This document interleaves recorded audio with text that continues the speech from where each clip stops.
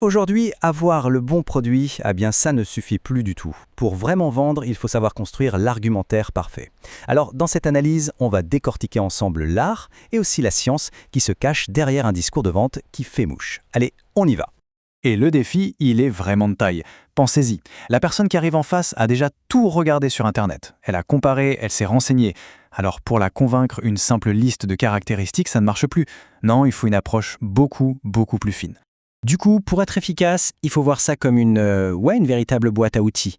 L'idée, ce n'est plus juste de connaître son produit par cœur. Non, le vrai truc, c'est de savoir exactement quel outil sortir de la boîte et surtout à quel moment précis pour que ça percute. Imaginez que l'on construit un bâtiment. Si on n'a pas les bons matériaux et un plan solide, tout risque de s'effondrer, non? Eh bien, pour un argumentaire de vente, c'est exactement la même chose. Alors, la toute première étape de notre chantier, c'est quoi? C'est de rassembler les matériaux. Et dans la vente, nos matériaux, c'est une connaissance parfaite du produit. Il faut vraiment tout savoir, des moindres détails techniques jusqu'aux aspects les plus subtils. L'idéal, c'est de tout rassembler dans une fiche produit bien claire. Et en fait, toutes les infos sur un produit, on peut les ranger dans 3 grandes catégories. C'est super simple. Et ce sont ces 3 piliers qui vont former la base de n'importe quel argumentaire qui tient la route. D'abord, le technique. Là, on parle des faits, purs et durs. La taille, le poids, les matériaux, bref, tout ce qui est objectif, ce qui ne change pas. C'est ce que le produit est, tout simplement. Le point de vente ne peut rien y changer. Ensuite, on a les caractéristiques commerciales.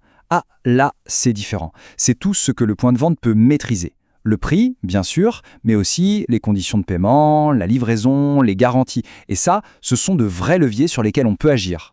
Et enfin, la 3e catégorie, et c'est là que, franchement, ça devient passionnant. On touche au psychologique. On entre dans l'émotion. Pourquoi est-ce qu'une personne achète? Quelles sont ses vraies motivations? Ses peurs, ses doutes? On est vraiment au cœur du réacteur de la décision d'achat. Bon, on a nos matériaux, c'est bien. Mais maintenant, il nous faut le plan. Parce qu'avoir toutes ces infos sur le produit, c'est super. Mais ça ne sert à rien si on ne comprend pas ce qui se passe dans la tête de la personne en face. Il faut apprendre à lire son plan à elle. La vraie question, c'est ça. Comment on fait pour découvrir la motivation réelle d'un client? Comment on gratte sous la surface pour trouver ce qui le fait vraiment vibrer? C'est la question à 1 million. Mais la bonne nouvelle, c'est qu'il y a un outil pour ça.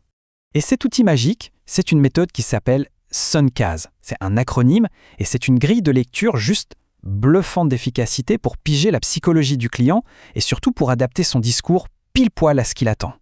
Alors, Suncase, ça décortique en fait les 7 grandes motivations d'achat. Le S, c'est pour sécurité. La personne cherche à être rassurée, elle veut de la fiabilité. Le O, c'est l'orgueil. Là, on est sur l'image, le prestige. Le N, la nouveauté, l'attrait pour la dernière tendance. Le C, c'est le confort. On cherche la simplicité, la facilité. Le A, bien sûr, l'argent, le prix, faire une bonne affaire. Le S, la sympathie, le contact humain, les valeurs. Et enfin, le E, de plus en plus important, l'environnement. L'idée, c'est de repérer la motivation dominante pour savoir sur quel bouton appuyer. Ok, super, on a nos matériaux, la connaissance produit, on a notre plan, la compréhension du client avec Suncase. Eh bien maintenant, il est temps de construire. Et pour assembler tout ça, on va utiliser une méthode, une structure, redoutable, la méthode CAP. CAP, c'est tout simple. Caractéristiques, avantages, épreuves. C'est une structure hyper simple en apparence, mais incroyablement puissante. C'est ce qui permet de prendre une info brute et de la transformer en un argument qui touche sa cible. Regardez, ça illustre parfaitement le cœur du réacteur, la transformation.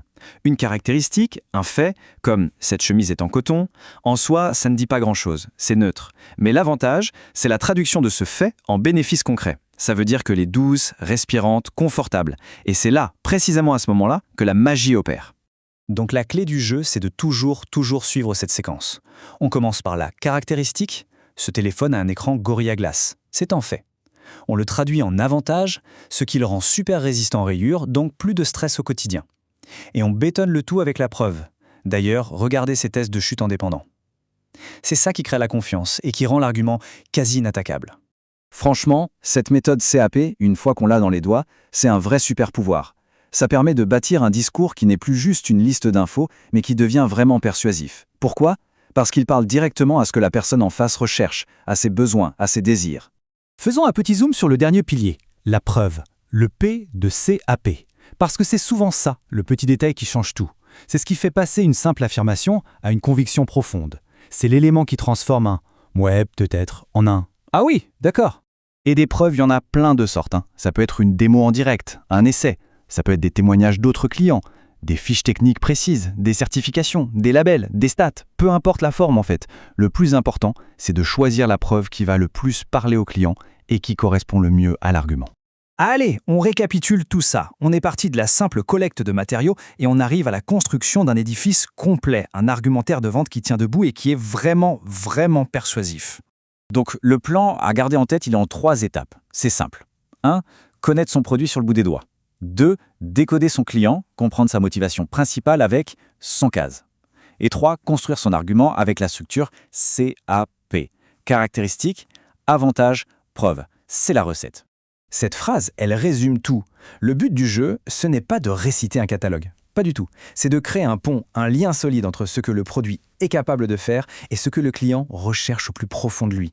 Et donc, la question, pour finir, c'est une invitation à se lancer. Avec tous ces outils, avec ce plan, quel est le premier argument que l'on pourrait construire, ou même reconstruire ? Quelle est cette caractéristique que l'on pourrait transformer en un avantage vraiment irrésistible, le tout soutenu par une preuve en béton ? Le chantier est ouvert.